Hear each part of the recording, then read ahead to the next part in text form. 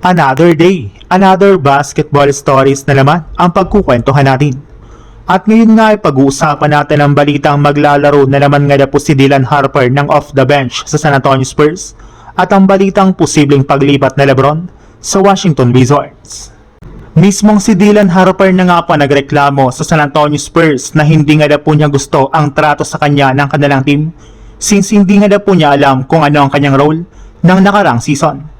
Minsan nga po ay ginagamit siya ng team bilang starter at madalas naman ay pinapaglaro siya ng off the bench. Kaya ito na nga po ang mismong rason bakit nawawalan na lang bigla ang kanyang momentum at confidence sa kanilang mga naging laban. Kaya siya na nga po ang nagsabi at nag-request sa mismong San Antonio Spurs na mas gusto na nga po nito na maglaro bilang starter para mas maging madali para sa kanya na mag-improve dito. Pero sa kabila nga po ng kahilingang ito ni Harper, ay ikinumpirma pa rin nga po ng NBA insider na si Evan Sidery na mas pinapaboran pa rin nga po ng Spurs si De'Aaron Fox para gamitin nga po nila bilang starting point guard. Wala rin naman nga na pong balak ang kanilang kupunan na i-trade si Fox ngayong offseason sa kabila ng hindi na to magandang performance ng nagdaang NBA Finals.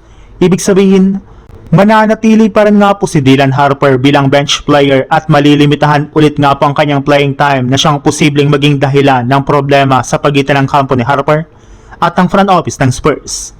Sa ibang balita naman, pinapamadali na nga po ng mismong NBA Commissioner na si Adam Silver ang kampo ni LeBron sa pag-anunsyo kung anong kupunan ang kanyang sasalihan ngayong offseason upang sa ganon ay makagawa na nga po sila ng game schedule sa susunod na taon. Pero sa kabila nga po niyan ay hindi para naman nga po dito nagmamadali si LeBron since pinag-iisipan para naman nga po nito ang kanyang magiging desisyon. Ibig sabihin, kahit man nga po ang JSW ang naunguna sa listahan ng kanyang paglalaroan, ay hindi para naman nga po ito 100% dahil posible nga po na lumipat ito sa ibang kupunan. Andyan para naman nga po nakikipag-agawan ang mga teams ng Miami Heat, Cleveland Cavaliers, Philadelphia 76ers at ang Minnesota Timberwolves. Bukod rin nga po sa kanilang dalawa ay may iba pa nga pong mga kupunan ang posible nga po niyang paglaruan.